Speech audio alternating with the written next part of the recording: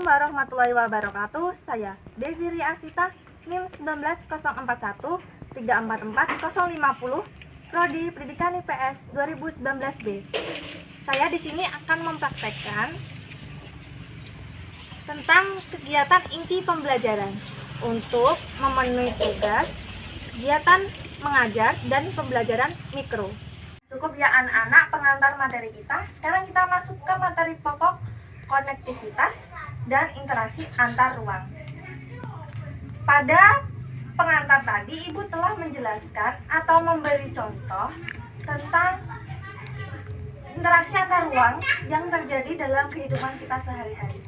Nah, sekarang Ibu mau bertanya nih, apa sih pengertian dari interaksi antar ruang itu sendiri? Siapa yang berani menjawab? Cuci tangan.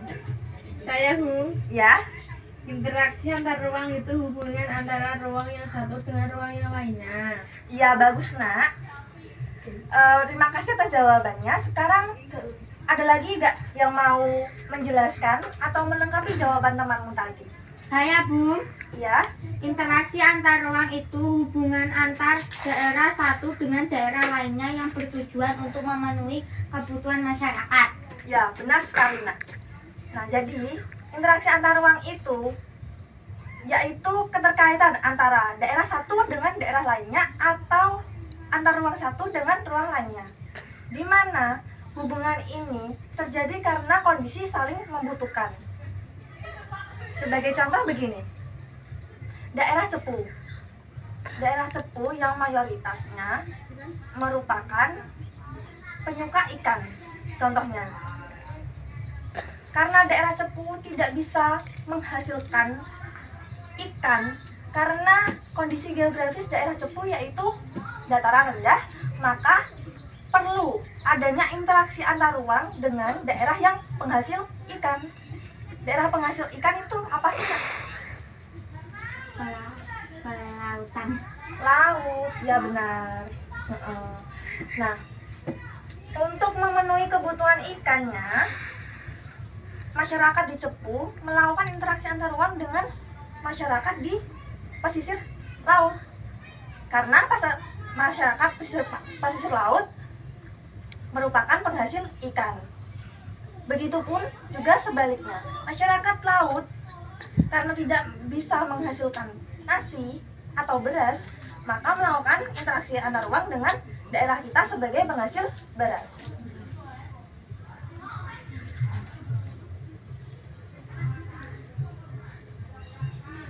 Nah, dari interaksi antar ruang ini, daerah kita yang tidak bisa menghasilkan kebutuhan yang diinginkan dapat memenuhi kebutuhan masyarakat sekitar kita.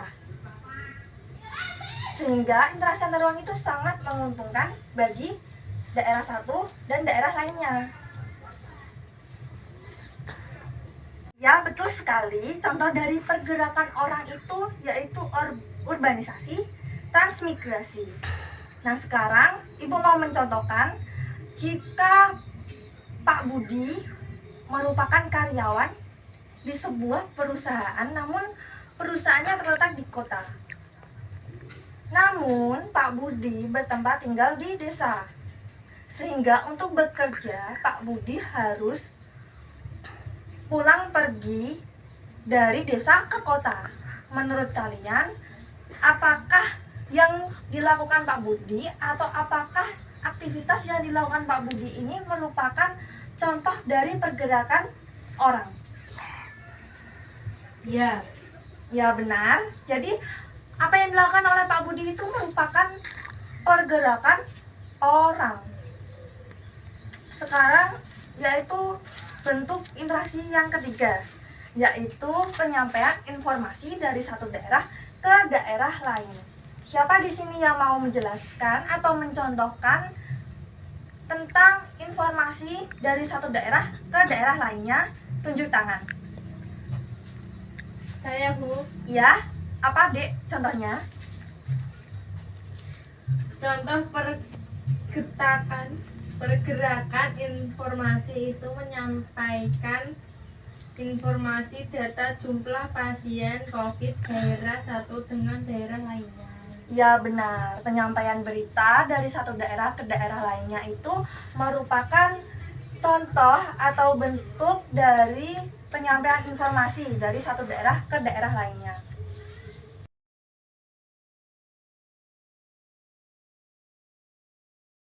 Suatu kegiatan atau aktivitas itu dikatakan sebagai interaksi antar ruang itu terdapat beberapa syarat. Jadi ada beberapa syarat nih. Suatu kegiatan itu dikatakan sebagai interaksi antar ruang. Siapa di sini yang mau menjawab? Boleh gak apa-apa kok anak-anak. Kalau mau membaca, Ibu hargai.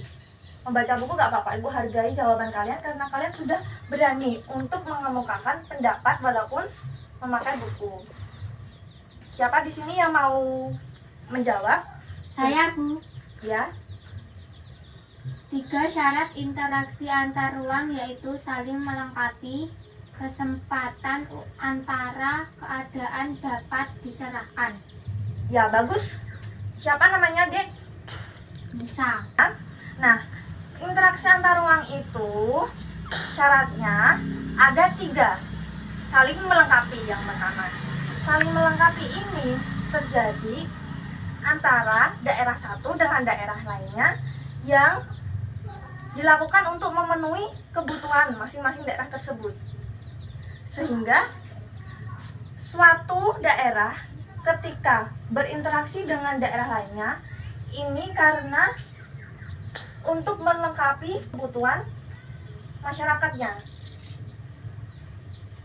Karena daerah ini tidak bisa menghasilkan apa yang dibutuhkan oleh masyarakatnya. Seperti contohnya tadi. Hal ini dikarenakan karena kondisi geografis atau potensi wilayah yang berbeda. Nah, keadaan saling membutuhkan ini yang kemudian menimbulkan atau mengakibatkan kondisi saling melengkapi. Yang kedua, kesempatan antara. Kesempatan antara ini terjadi karena ada alternatif lain yang menjadi pilihan, yang menawarkan pilihan yang lebih baik dibandingkan pilihan yang sebelumnya. Sebagai contoh gini, ikan yang tadi kan, ikan. Masyarakat Cepu menginginkan atau membutuhkan ikan. Maka pedagang di pasar akan membeli barang tersebut ke daerah yang penghasil ikan, contohnya Tuban. Nah, karena ada wilayah lain yang memiliki potensi yang sama dengan tawaran yang lebih bagus, yaitu harganya murah tapi kualitasnya bagus, yaitu daerah Rembang. Sehingga masyarakat atau pedagang di Cepu ini lebih memilih untuk berinteraksi dengan daerah di Rembang. Itu tadi contoh dari kesempatan antara. Yang ketiga yaitu keadaan dapat diserahkan atau dipindahkan. Nah, keadaan dapat diserahkan atau dipindahkan ini terjadi jika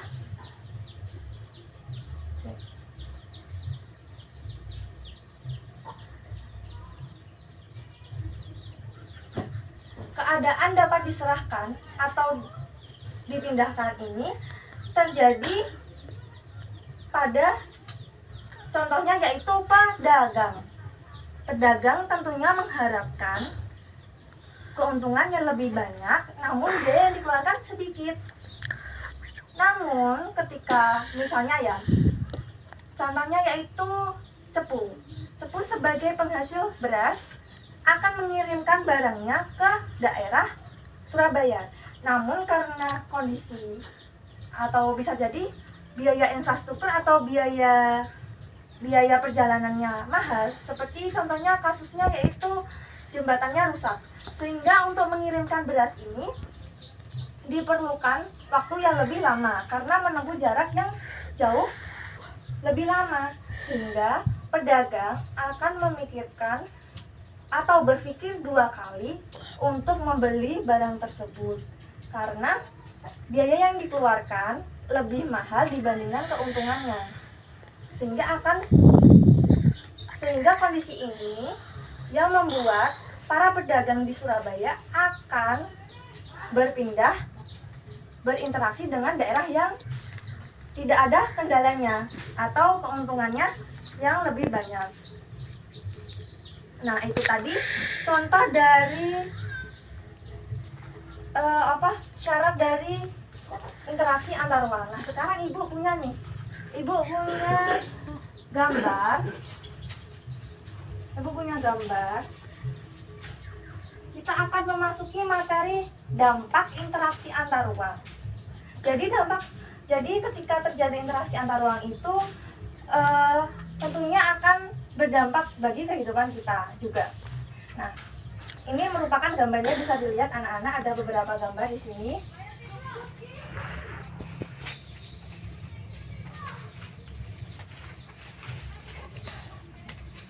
Nah, dari gambar ini ya anak-anak, Ibu minta kalian menganalisis gambar ini dengan dampak yang terjadi karena interaksi antar ruang.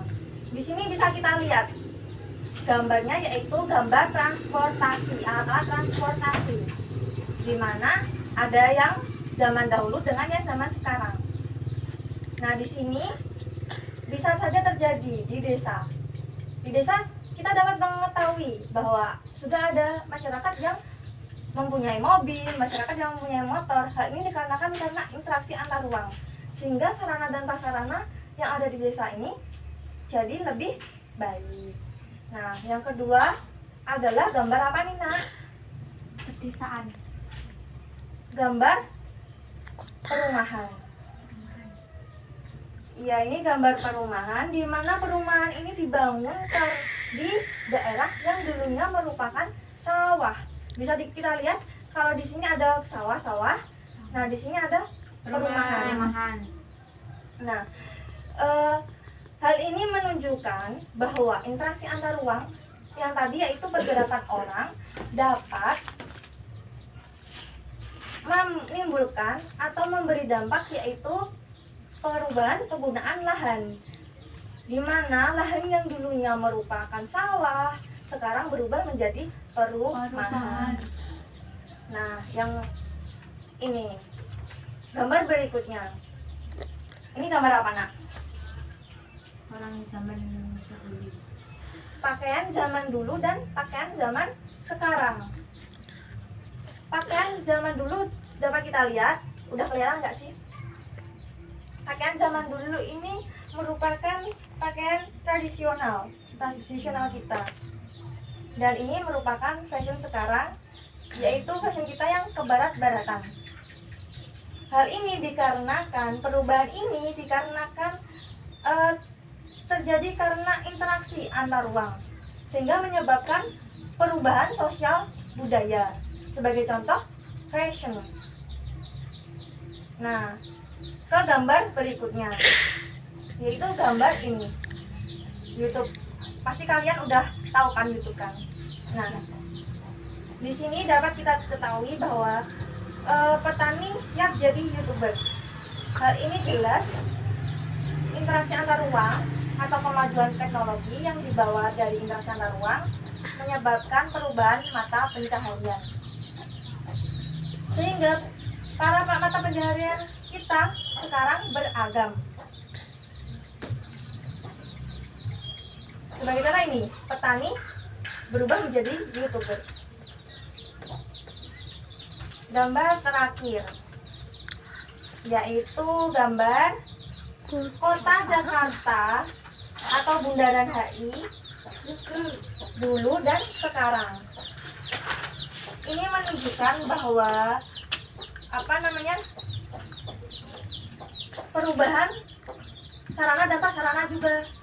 Seperti kita dapat lihat gedung-gedung yang sekarang jauh lebih banyak dibandingkan yang dulu.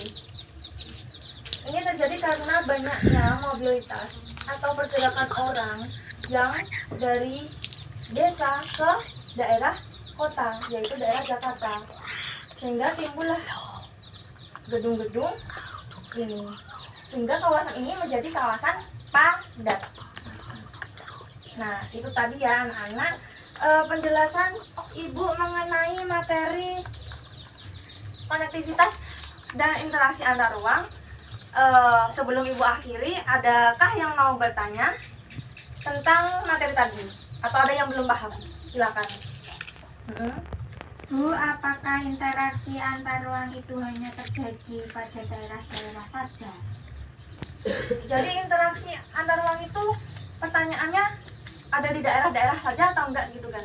Ya. Jadi interaksi antar ruang itu tidak hanya terjadi pada daerah-daerah saja, namun terjadi di antar negara juga. Sebagai contoh, ekspor dan impor. Di mana ekspor dan impor ini terjadi antar negara. Contohnya beras. Contohnya barang-barang kita. Barang-barang kita diekspor ke luar negeri. Nah, tadi kan Ibu udah jelaskan yang dampak tadi bahwa interaksi antar negara, interaksi antar ruang itu dapat menimbulkan perubahan sosial budaya, yaitu fashion tadi, yaitu fashionnya ke barat-baratan. Hal ini terjadi juga karena interaksi antar negara, antara wilayah negara kita dengan wilayah di negara barat atau Eropa. Begitu. Nanti Ibu kasih tugas ke anak-anak, kalian kerjakan. Sekarang Ibu minta untuk beberapa anak menyimpulkan materi yang telah Ibu jelaskan tadi.